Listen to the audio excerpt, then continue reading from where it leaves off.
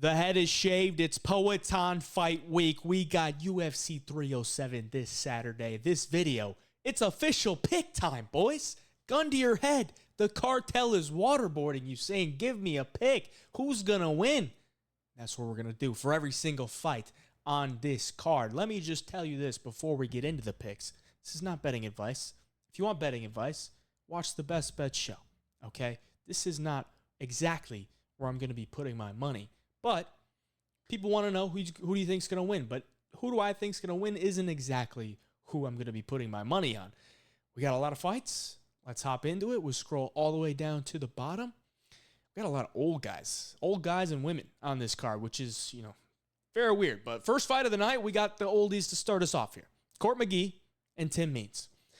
Court McGee, 39. He's actually the younger guy here, which is pretty nice, considering the younger guy in the matchup is 39. Wow.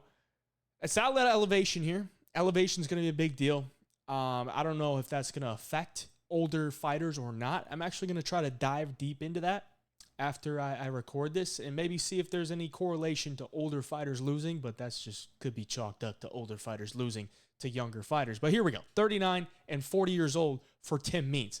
Now, Tim Means, he's going to bring a nice little volume boxing style here. He's got decent wrestling himself, but I just can't trust the man. And I can't really trust Court McGee, but he's the underdog here, and I think he has a chance to pull this one off because at the end of the day, he likes to grind out wins. And Tim Means doesn't really love to grind out wins. I think Court McGee can get in his face, he can push him up against the cage, get him down to the ground, and just try to do enough. And I think he can outlast him because I've seen Tim Means get cracked on the feet, and then eventually just try to go out. Now, the only way Court McGee is going to go out is if he gets cold cocked by like a Jeremiah Wells or a Matt Brown, who has second most KOs in the welterweight history. So I don't think Tim Means brings that kind of power.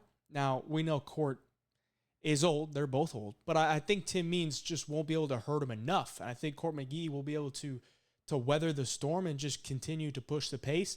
I think his cardio might be a little bit better. And Tim Means has been finished multiple times. I think he's been submitted over six times. It's off the top of my head, but it's a lot.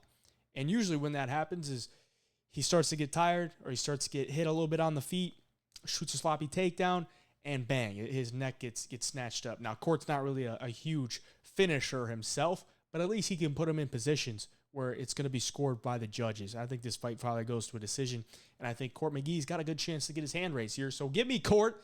Give me the youth with Court McGee here.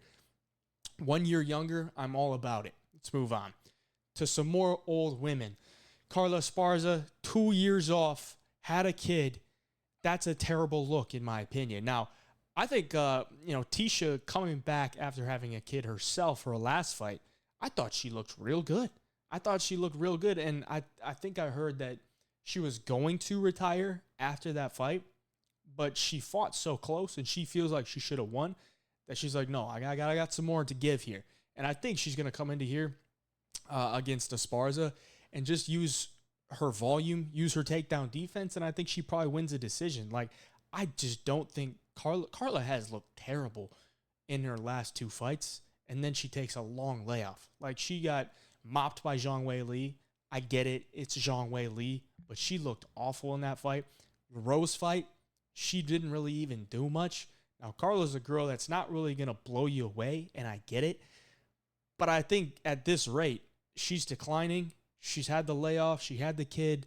Tisha just fought not too long ago after the long layoff. Now she comes back here and gets a win against a girl coming off a long layoff. Give me Tisha Pennington to get this one done. Probably another decision. Ryan Spann and OSP. I think I just got to do it, boys. I think I just got to do it.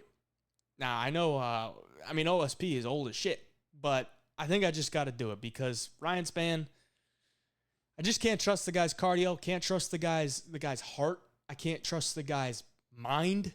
Terrible fight IQ. And I can't really trust that he's just going to go out there and starch OSP. Because if you look at the guys that he's starching, Dom Reyes with a jab, okay, sure. Dom Reyes was on the KO streak of a lifetime there. losses. I mean, like it's just not a good look. And then you look at him against like decent level of competition, he's getting mopped. And he's losing to Anthony Smith in 2024. I think it was 2023, but you're losing to Anthony Smith nowadays. It's not a good look, and it was by decision. It's not even like Anthony Smith caught him in the guillotine like Vitor Petrino. He got outpointed by Anthony Smith. You watch Anthony Smith against Dolidze, and he made Dolidze look like a K1 kickboxer. Okay, not a good look. So I think OSP can't survive a round. I think he can survive a round, and I know OSP's cardio ain't the best, but like I think he's got a little bit more dog in him. He's coming off a win. A big upset win. I think he's got a little bit of confidence coming in here. There's not a lot of confidence for Ryan Spann. Let's just be honest. And this is at elevation. I'll just take OSP to dog one out here. So give me OSP, gun to your head type of pick. I don't want my life in the hands of Ryan Spann because he's just let everyone down many, many times. So OSP it is. Cesar Almeida, Ihor Potieria. This one is a little bit sketchy for me on the Caesar side just because we saw how poor his takedown defense was.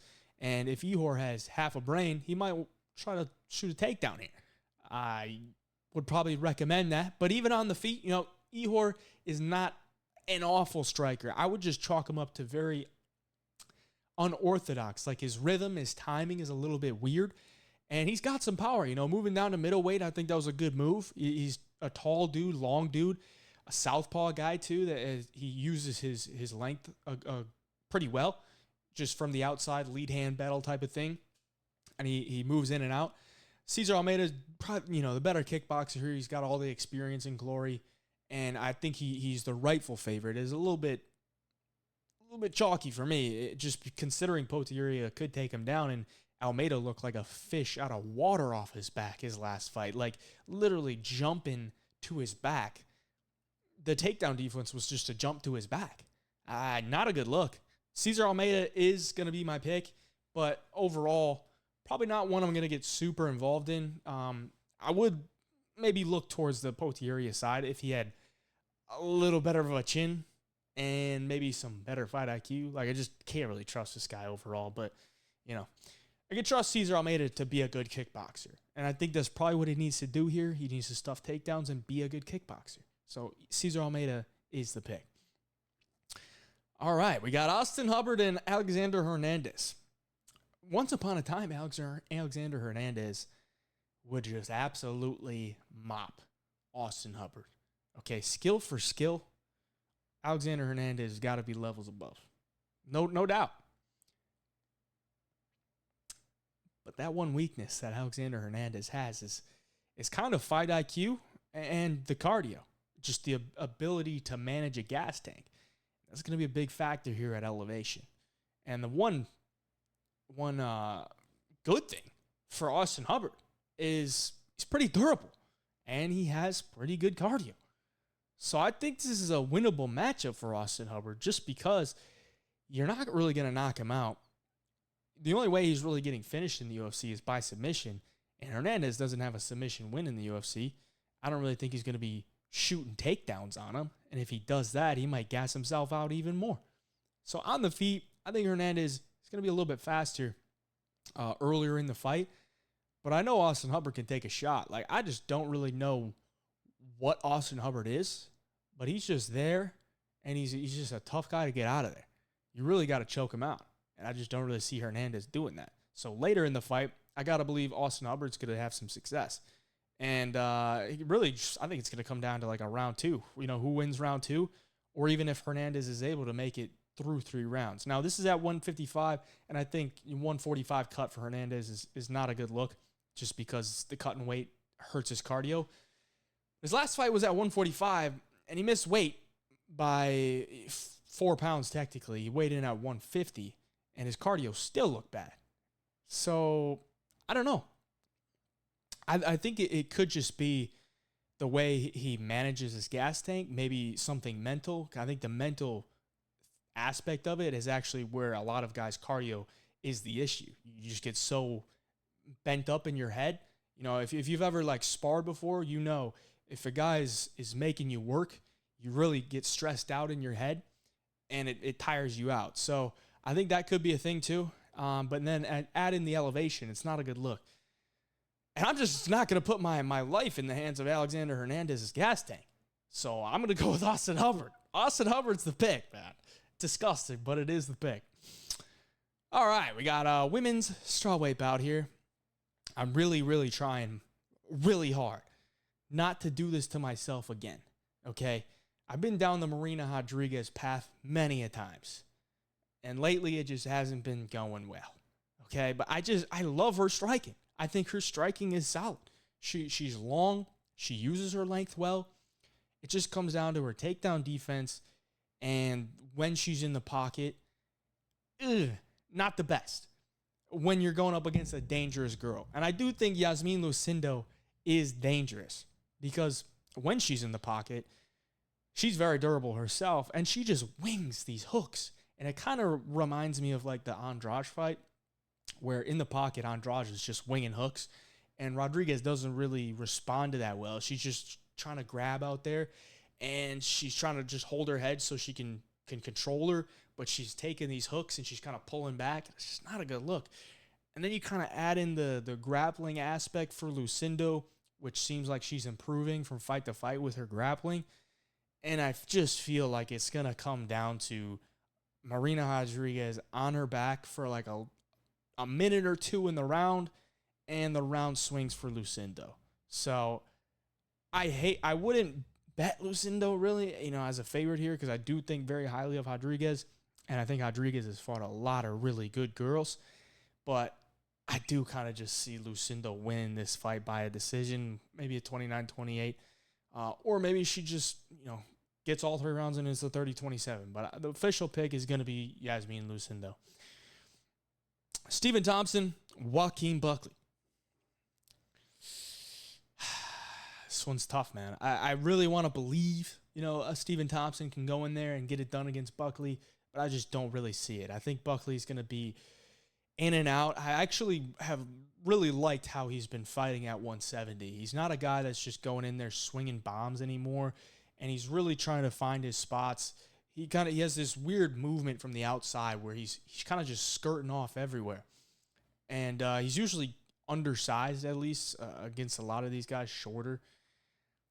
And he uses movement from the outside well, just to not really let a guy get in a rhythm from the outside. And then when he goes, he goes. And then when he wants to, he can just blast W into the cage and onto your back. And I think that's probably what's going to happen here. I think Stephen Thompson is just going to be so concerned about the takedown. And I think Buckley needs to make that known from the jump. If he doesn't make that known and he can allow Wonderboy to get into a little bit of a rhythm, then we know like Buckley can be knocked out. He's been knocked out before, and we know Wonderboy is still dangerous at 41 years old. I think if this fight goes to a decision, I think we could see a Buckley 30-27, just finding the moments to engage in the grappling, get him down to the ground, land some ground and pound, be heavy on top, and just the youth. I think he's coming into his own here at 170. I got to go Buckley for a pick. Roman Dolidze, Kevin Holland. This is one I'm kind of confused on, man, because like I like Roman Dolidze, but at the same time I don't. Because I think striking-wise, I think he's awful. I really don't like Roman Dolidze's striking. It's just overhand rights, throw some leg kicks, but it's all very slow movements, and he's very plotty, he doesn't move that much. And I kind of think Kevin Holland's just going to pick him apart. If he chooses to do that, just pick him apart from the outside, I think he could easily 30-27 him. But we just don't really know. That's Kevin Holland's game plan. I think Kevin Holland could get into some trouble here if he is looking for takedowns himself, or if he just engages in the grappling, because I think Dolidze's grappling is disgusting. Like the dude is tearing people's knees off. Even in the clinch, he landed that knee on Kyle Dawkins. He's a dangerous dude, I think, when he can close the distance, be inside, use his strength, and use his grappling on the ground. But at range, I think he's going to get picked apart. And I know Kevin Holland has a great chin. I know Dolidze has a great chin. But the reach advantage for Kevin Holland, I like that. I think the speed advantage is there, the youth advantage. And I just don't know that Dolidze is going to be getting takedowns. Like, he's not a guy that really shoots a lot of takedowns. I just don't really see it. I think Kevin Holland's takedown defense should hold up here against Dolidze, who's not the best wrestler, but is a good grappler. And I think he probably wins here, maybe by late finish or a decision. But I'll take Kevin Holland for the pick. Ketlen Vieira and Kayla Harrison. Kayla Harrison is the best in the division right now, I believe. Maybe one day we'll get Amanda Nunes back, possibly. I got some sources, possibly. But for right now, I do believe Kayla Harrison is the best in the division. I think she's an absolute tank at 135. This is a girl that was fighting at 155, winning world titles at PFL. And if you know PFL, you know Larissa Pacheco. And Larissa Pacheco is a real solid fighter. Really good. She beat Larissa twice. She beat her twice, and then she lost to her. Her only loss was against Larissa Pacheco, and I actually bet on Pacheco there. It was like plus 500. But coming into the UFC, I just don't think girls at 135 can match her physicality. Now, I don't think Vieira is a bad fighter by any means, and I actually do think if this fight is on the feet and Kayla Harrison can't get her to the ground, she can do some damage. But I think it's just going to be a physicality thing where Kayla Harrison gets into that clinch, judo throws her, gets her onto the ground, and then she's just so heavy on top. She can use elbows now compared to the PFL and just weather her down to the point where Vieira doesn't have much left. And maybe she wins a decision here. It could be a finish. It's not what the prediction is here, but Kayla Harrison is the pick. There's no doubt about that. Jose Aldo, Mario Bautista. So I'm seeing a lot of love for Jose Aldo here, and I agree, but it is making me a little bit worried, just considering it could be the public mush of the week. But I do really think Jose Aldo is the side here. I just don't believe Bautista should be a favorite against Jose Aldo for one, and I just don't really see his path to victory panning out. Like, what's his path to victory? It would be to just outwork Jose Aldo. And it could be done, no doubt about that, but I think he needs to mix in some grappling. I don't think his boxing is on the level to where he could just try to out-volume him. I don't think his kickboxing is on the level to out-volume him, so I think he needs to mix in some wrestling, and I just don't really think he's going to be having a ton of success getting Jose Aldo to the ground. So I don't want to say he's fucked, but I just think the edges are there for Jose Aldo. I think he's going to have rock solid takedown defense from the outside. He can slap the low kicks. And from what I've seen from Bautista, his hands are not really that heavy. For one, he's not a guy that really knocks you out with his hands. And I don't really think his boxing is all that great. He's getting tagged up by Ricky Simone. And I really loved Jose Aldo's boxing in his last fight. He retired from the UFC after the Merab loss, went in and did some boxing matches, and then comes back. And I think his boxing is actually really improved. So I'm taking Jose Aldo this week, and I hope he gets it done for the old guys on the card. Raquel Pennington, Juliana Pena. So I just don't know what to think with Juliana Pena because she's not really a super active fighter. I mean, she's coming back after a couple years off, and I think that's a tall task to come in here and just try to jump into a title fight after 2 years off, and considering that fight was an absolute beatdown. And then you look at the fight before that, and yes, it was a win over Amanda Nunes, but I think she just caught Amanda Nunes on a bad night. I just don't really think Nunes took her seriously. And then Pena started to get some momentum, and she jumped on the opportunity, and she got it done. And I think that's really what Juliana Pena does in a lot of her fights. She tries to wear you down and then go for the finish once it's there. And I can appreciate that. But I just don't know that it's going to come to fruition against Raquel Pennington. I think Raquel Pennington's super tough. I think she has solid cardio. She has solid takedown defense. She's just solid everywhere. She's got solid volume, solid power, solid submission game. And I actually think Pena can maybe get submitted here if she's shooting sloppy takedowns, because I know Pennington has a pretty solid front choke game. And I think Pena is the rightful favorite here. I think she's the champion for a reason. She probably won't be the champion much longer once Kayla Harrison gets the opportunity. But it's Pennington for me, man. I don't really see Pena coming in here after 2 years off looking improved or even just looking fast. You know, I think Pennington, her performance against MBS showed me a lot just where her grappling is at. Because MBS is a real finisher, man. And I just don't really see, if MBS can't finish her, I don't think Pena's going to either. And I think over the course of 5 minutes, Pennington does, or 5 minutes, 5 rounds, I think Pennington does the more work and gets her hand raised here. So give me Raquel Pennington. And lastly, before we get into the main event, I have a hot take in the main event. Let me know in the comments if you want to start some live streams here. Maybe Thursday afternoon or something like that, just to talk about the card. I'm kind of thinking about it because I do these videos, but I love doing the live shows on Sunday. If you don't watch Sunday service, you should.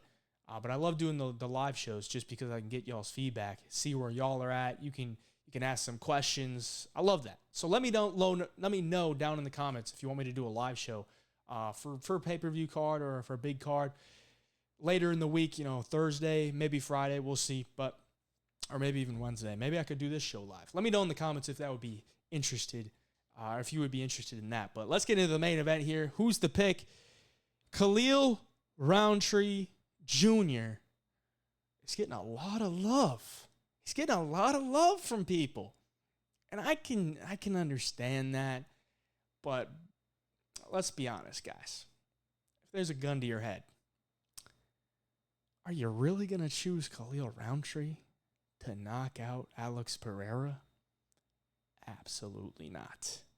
Absolutely not. You're getting your head blown off, okay? Khalil Rountree, I get it. This dude went to Muay Thai. He went to Thailand and he learned Muay Thai. He came back a different fighter. Okay, bro. A lot of people go to Thailand to train Muay Thai. I get it. I like his story. He seems like a good dude. Little weird dude, if you know what I'm talking about. Not really sure what's going on there. He kind of gives me the heebie-jeebies a little bit. But he's a guy that you can maybe root for. Just, you know, an underdog story. I just don't see it, man. I just don't see it. Could he land a bomb? Sure. But, like, come on. I think the odds of him landing a bomb, I think it should be, like, more than plus 500, to be honest. Because I just think technically Alex Pereira is a master at range. He can hit you anywhere. Leg kicks, body kicks, lands the jab. The left hook is disgusting.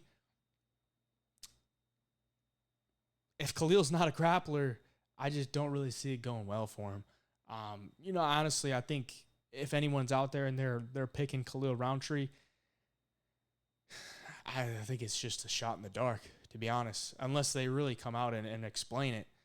But Alex Pereira is my pick. Now, would I bet on him at minus 500? Probably not, because, you know, what's the risk to reward there is not really much. But I do see Pereira winning this. I think he probably finds that left hook eventually, because Khalil, he's going to need to close that distance. He's going to have to start reaching. And once you reach with that left hand, or you reach with the left cross, you really got to reach. You're putting yourself out of position. Pereira's got knees up the middle. He's got the kicks. He's got head kicks. I just think his ability to keep the range that he wants to is just going to be too much, where Khalil is really having a hard time trying to find something. And maybe he fights patient. And I do really like Khalil's defensive work. He keeps his hands pretty high. But when you're in those scenarios, you can't really keep your hands high. And he's not going to win a fight by just keeping his hands high. So he's going to have to go for it eventually. I think that's when Pereira is going to have to make him pay for it. But Pereira's the pick. It's kind of a long-winded breakdown for minus 500. But it's what you came here for, probably, to watch the main event. Appreciate y'all for watching. We got the Best Bet show on Friday. I got some bets locked in already for UFC 307. There's a link down in the description if you want to get in on those bets. Use code Dana right now. It's live right now. Code Dana is live right now.